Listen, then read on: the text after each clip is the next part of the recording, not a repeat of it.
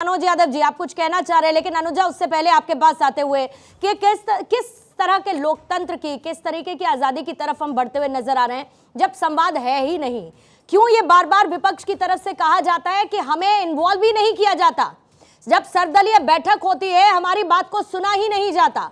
विपक्ष ये क्यों कहने पर आमादा है कि हमारे माइक को बंद कर दिया जाता है, उनसे क्यों इस मुद्दे को लेकर चर्चा नहीं की गई। ठीक है, अमित शाह नहीं बयान दे पा रहे अभी सदन के भीतर, कह रहे हैं जांच हो जाएगी उसके बाद देंगे, लेकिन क्या एक भी कोशिश हुई विपक्ष को अपने पाले में लाने की या फिर एक पेज पर लाने की कि पहले जांच होने दीजिए, इस तरीके से हंगामा मत करिए, सदन को सुचारू रूप से चलने दीजिए, बिल पर चर्चा होने दीजिए। क्या इसका कोई भी संवाद की प्रक्रिया अपनाई गई सरकार की तरफ से?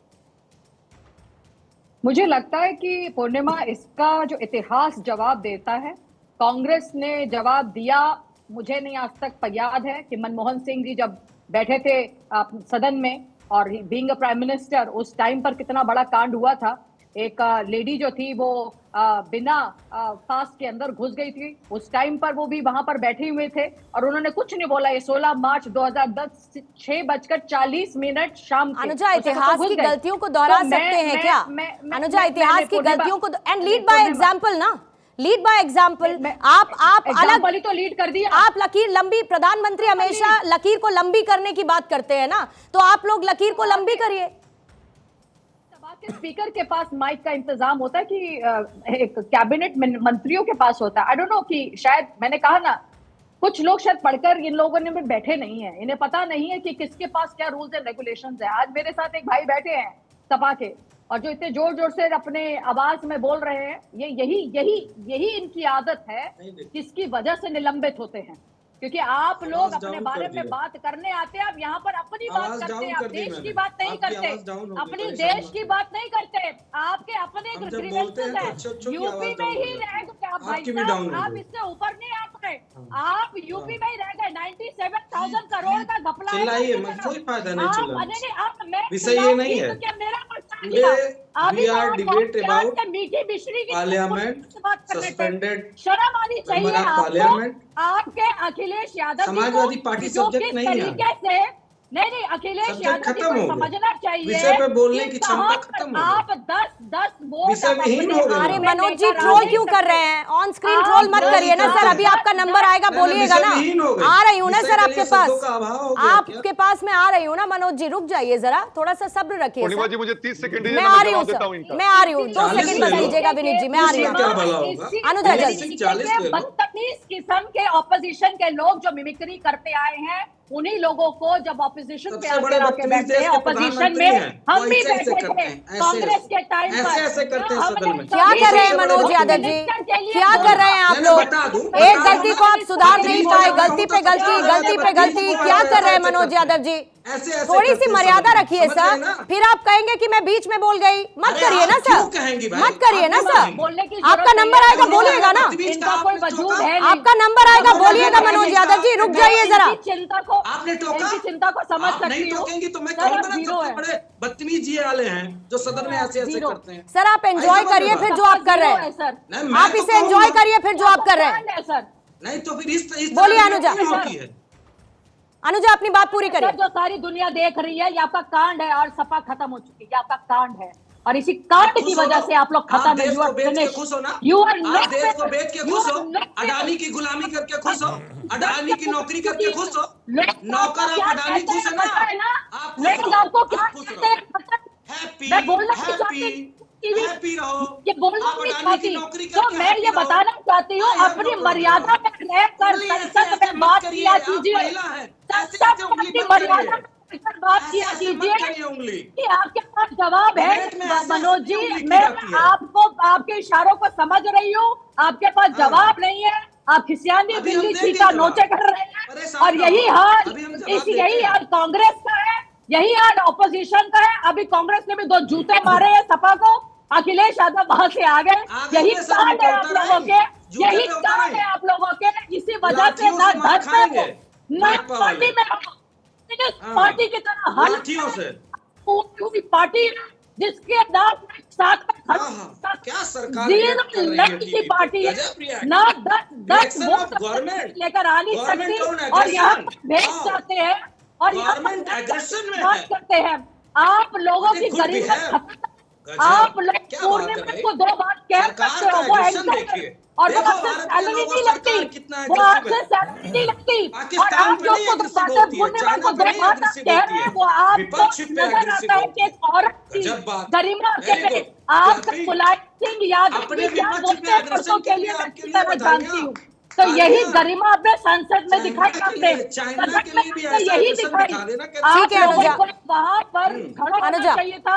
आप मोदी जी लोगों से को कह वहां देना, अनुजा, पर ठीक है। ऐसे ही जहां चाइना अनुजा, को ठीक है। aggression बॉडी दिखा के दे। अंदर मनोज यादव जी चाहिए था। रुकिएगा जरा, मनोज यादव जी रुक जाइएगा। अब बोले। और अब इसके बाद मैं आपको समय दूंगी, तब ठीक से बोलिएगा और आप जो कहना चाहते हैं वो सुनाई पड़ेगा, कम से कम कुछ मीनिंगफुल सुनाई पड़ेगा जब आप बोलेंगे। लेकिन उससे पहले विवेक सर आप कुछ काउंटर करना चाह रहे थे और उसके बाद विनीत जी मैं आपके पास आती हूँ। देखिए, मुझे बहुत नई नई बातें समझ में आ रही है। मैं पूछना चाहता हूं बीजेपी की माननीय प्रवक्ता को, क्या जोर से बोलना कब से अपराध हो गया? और आप भले कहे कि जोर से बोलना अपराध है, लेकिन हम जोर से ब्रिटिशों के सामने भी बोलने के लिए कभी डरे नहीं। जब आपके पुरखे चुपचाप बैठे थे तो हम ब्रिटिश के सामने बड़े जोर से वंदे मातरम और भारत माता की जय कह रहे हैं। सामने बहुत जोर से बोला। हमारी आवाज, तो ये कहते हमारी हैं ऐसे आवाज जैसे आप गांधी परिवार, बंद नहीं एक कर तो अपना सकते। गांधी परिवार के है नहीं कांग्रेस के, दूसरी तो बात, इसलिए झूठ बोलना बंद कीजिए। दूसरा, वो कौन सा फ्रीडम फाइटिंग आपने करा है? देखिए, क्या जवाहरलाल नेहरू ने आपको कौन सी कुर्बानी दी है? पूर्णिमा जी, इनको आपने जज के कुर्सी में बिठाया है क्या? जो पूर्णिमा जी राजीव बोल गांधी दीजिए, डेमोक्रेटिक इनको जज राइट बनाया को है। बिना यूज करे आप लोगों ने अनुजा बात पूरी होने दीजिए, अनुजा बात पूरी होने दीजिए, उसके बाद आप इंटरप्ट करिएगा। सर बात पूरी करें। देखिए, आपने भी कहा कि आप सब नियम पढ़ के आइए। चले हैं। पूर्णिमा जी, वो जज भी बनाया उनको। बोलिए विवेक जी, बोलिए, अपनी बात पूरी करिए। Anuja please, Anuja please. आपने ये कहा कि आपने सब नियम पढ़े हैं। आपने नियम सब पढ़े हैं, मैं मानता हूं। मैं आपको ये नहीं कहूंगा कि आपने नहीं पढ़े, लेकिन मैं आपको पूछना चाहता हूं कि जिस वजह से, जिस कारणों से करीब 150 एमपीज को निकाला गया, 143 और 146 निकाला गया। उन्होंने जो जो किया, यानी स्लोगन शाउटिंग हो या प्लकार्ड लेके जाना हो या वेल में जाना हो, इसके पहले नहीं हुआ था क्या? और इसके पहले ऐसे करने के बाद कितने लोग को पूरे अधिवेशन के कार्यकाल के लिए सदन से निष्कासित किया गया था? दूसरा मेरा सवाल है कि सत्ता पक्ष की मांग हम मान ले डिबेट के लिए कि गलत थी, कि मुझे तो नहीं लगता कि वो गलत थी, लेकिन हमने for the sake of debate हमने मान लिया कि वो मांग गलत थी। उससे जो अवरोध हुआ था, वो अवरोध दूर करने के लिए सत्ता पक्ष ने क्या क्या प्रयास किया? हंगामा क्यों हुआ उस पर चर्चा नहीं करेंगे, हंगामा हुआ इस पर ही चर्चा करेंगे। और किसानों की बात यहाँ की गई, किसान आंदोलन की बात यहाँ की गई। मैं आपको पूछना चाहता हूं आपके माध्यम से उनको कि उन किसानों को, वो अन्नदाता का शब्द प्रयोग हुआ यहाँ, अन्नदाता को आतंकवादी खालिस्तानी किसने कहा? देखिए, जब मोदी जी कभी कभार संसद में आते हैं तो जो मोदी मोदी मोदी का गजर किया जाता है, वो संसदीय है क्या? वो नियमों में बैठता है क्या? वो एक आदमी किसी के धर्म के ऊपर किसी को गाली से भी गंदी बात करता है, वो आदमी आज भी वहां बैठा है, वो बराबर है क्या?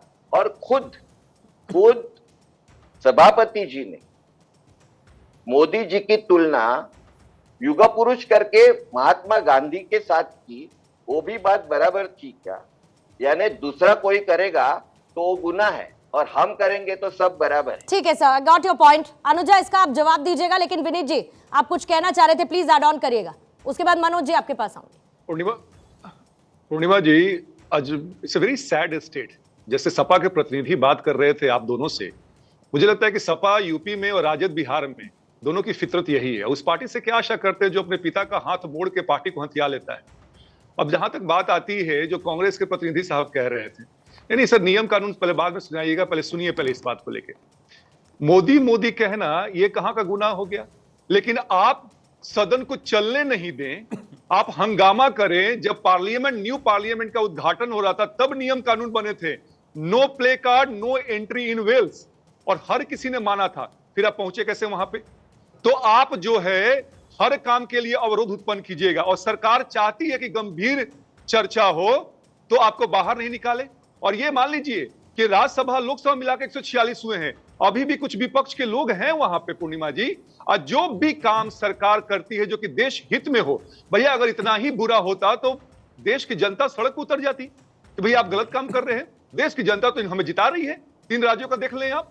तो जब भी देश को मजबूत करने के लिए काम किया जा रहा है, ये जान के इनका वेस्टेड इंटरेस्ट है, स्ट्रेटेजिक मूव है कि हर चीज को अवरोध किया जाए, उत्पन्न किया जाए, बाधित किया जाए। मेरा मानना है 146 लोगों को निकालना, अगर ऐसे भी लोग होंगे तो और भी निकाला जाए, and it's a good riddance for everyone. नहीं, लेकिन सर ये एक सेट पैटर्न तो नहीं हो सकता है ना प्रोफेसर विनीत, आपको चर्चा तो करनी पड़ेगी ना, विपक्ष से आपको डायलॉग तो करना पड़ेगा ना, और यही लोकतांत्रिक मूल्य है, इससे तो इनकार नहीं किया जा सकता ना, चर्चा तो करनी पड़ेगी ना। अगर विपक्ष को किसी बात से समस्या है विनीत जी, तो विपक्ष से चर्चा की जाएगी ना कि नहीं की जाएगी? सर्वदलीय बैठक किस लिए होती है, किस लिए बुलाया जाता है?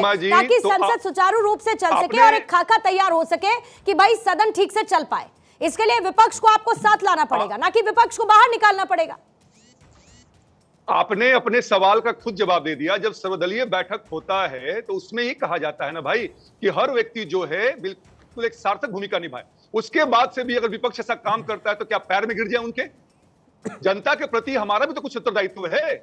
ये तो चाहते हैं कि पूरा सदन, पूरा सेशन खराब कर दिया जाए, कोई बिल पास नहीं हो। हम जनता के सामने, ये लोग तो कभी जनता के सामने मुंह लेके जाते तो है नहीं, जानते तो जनता भगा देती है इनको। हमें तो मुंह दिखाना है पूर्णिमा जी, और हम चाहते हैं हम काम को लेकर जाएं ताकि जनता उस काम पे हमें इवेलुएट करे, समीक्षा करे और हमें